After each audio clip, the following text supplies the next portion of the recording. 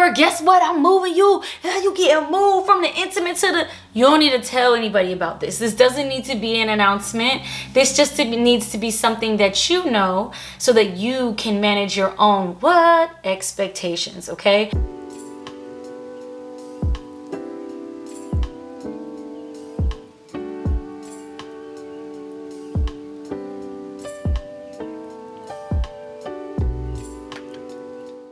What's up?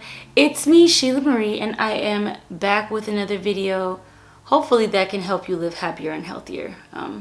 I do want to say though that this is not my idea that I'm going to be discussing today. This is something that I learned from a group session that I was involved in, and I just thought I would share because I don't really consider myself an expert by any means.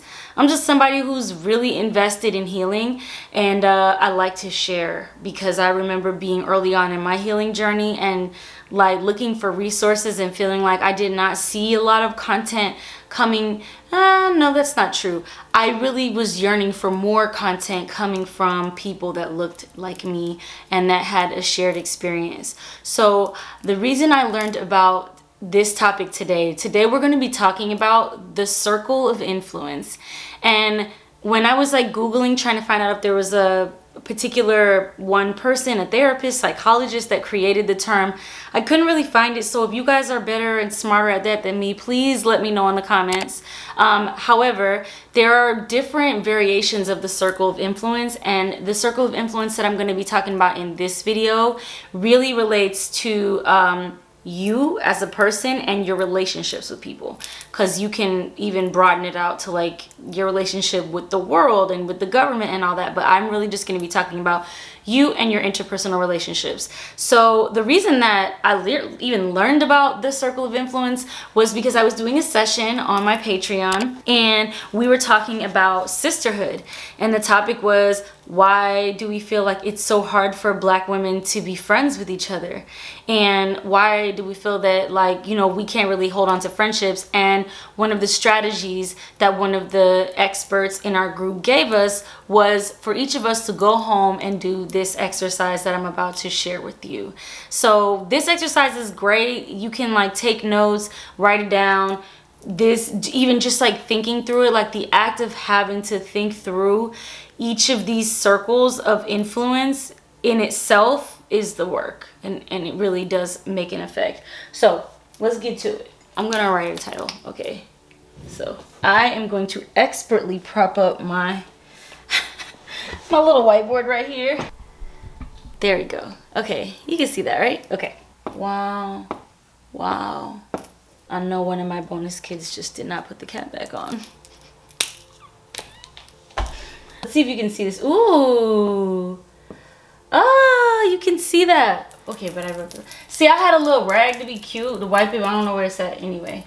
I want it to be your circle of... Can I fit influence there?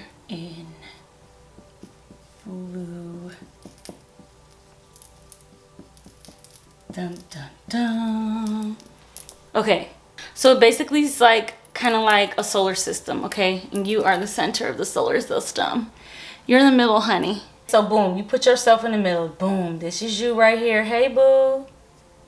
That's you, okay? Then you make a ring right here. And this is for your intimate partnerships or relationships. Intimate. These are people who you would call in an emergency. These are people who you would call if you were crying about something. Like this right here, the level closest to you should be the level that you have the most trust with, okay? You should feel very, very safe with this group. What we discovered in our session that we were doing on my Patreon when we were talking about sisterhood was that what was creating a lot of conflicts in our like sisterhood dynamics was that we just had people in the wrong places. And it's not that there's anything wrong with those people, it's just that their proximity to you, their access to you needs to be adjusted. And this is actually creating boundaries of whether you know it or not. Like going through this and deciding how close people get to you, how much access that they get to you is creating boundaries. That's what it is these are like levels of protection. And what we discovered when we were going through our session was that some people were in this little intimate section right here, really close to us, who didn't really need to be. These were not people who we felt safe with. These were people who we may have had shared experiences with. These are people who we may share DNA with.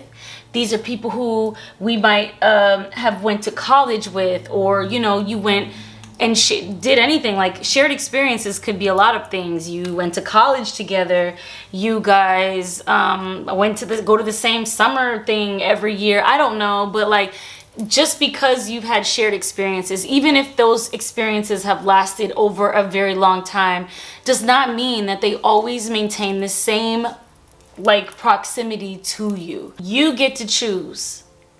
My therapist tells me this all the time, and I just can't stop saying it because I just think it's such a dope phrase.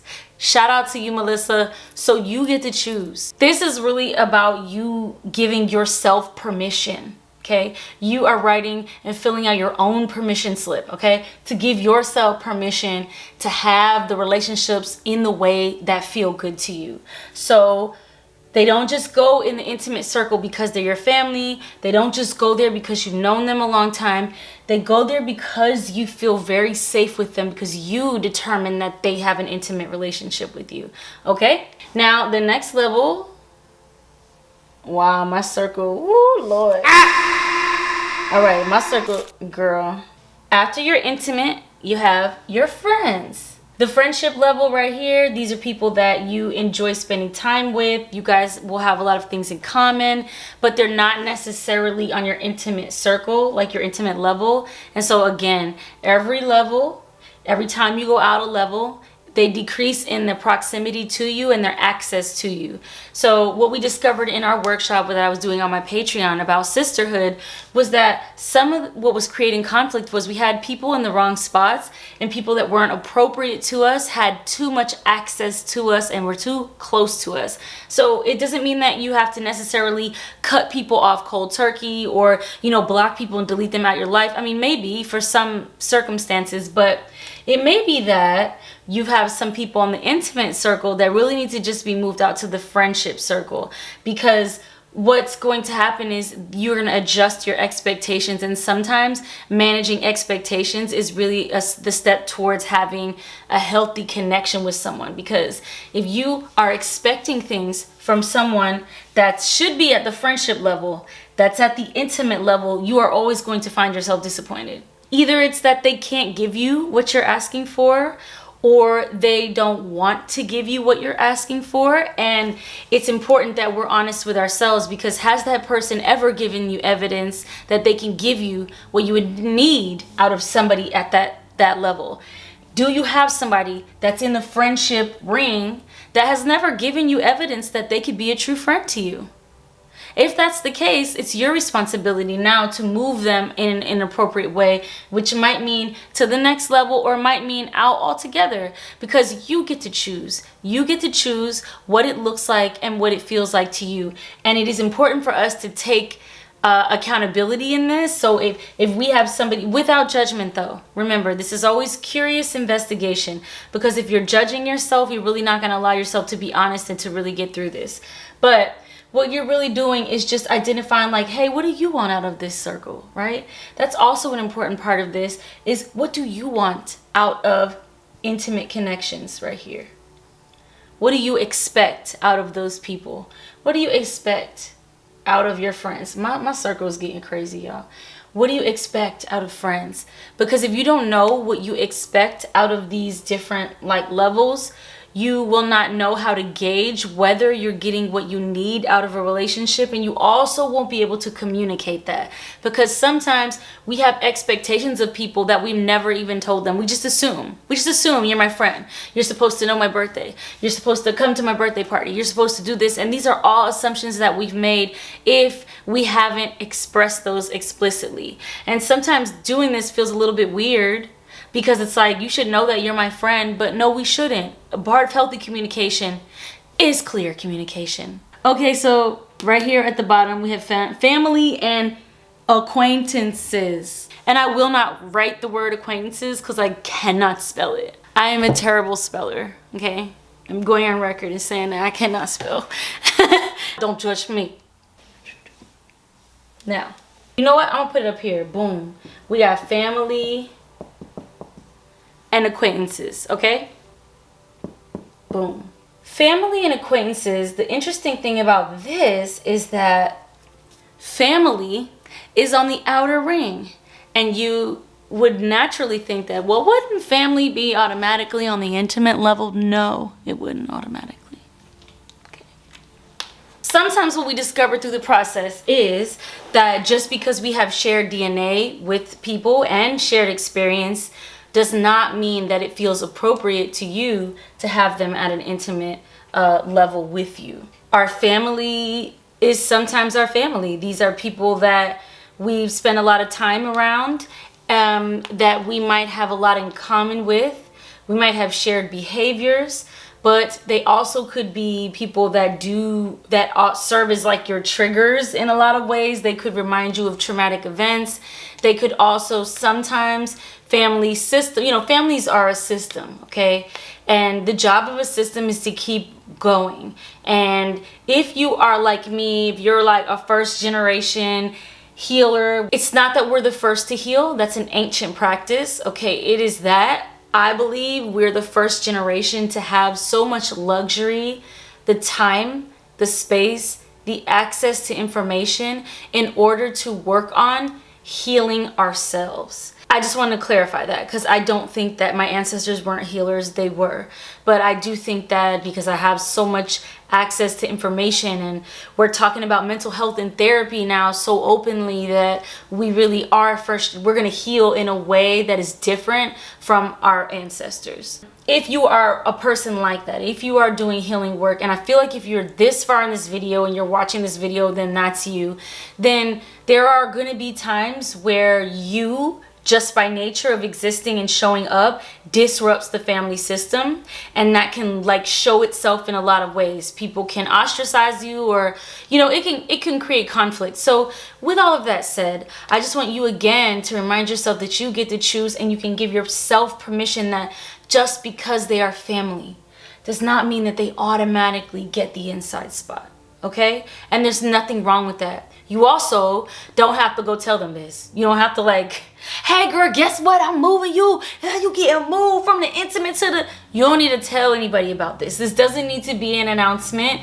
This just needs to be something that you know so that you can manage your own expectations, okay? So you don't expect things from this level. You don't expect things from this level from people at this level, okay? I would say just have fun with this. When I first did this, it was illuminating to me how I had actually been placing inappropriate expectations on people, and how before I had blamed them and it was actually my fault. Not fault, I don't want to say that, but it was actually something that I was doing. And I'm still working through making amends with that with my friends too. And I did move people out. I did move friends around.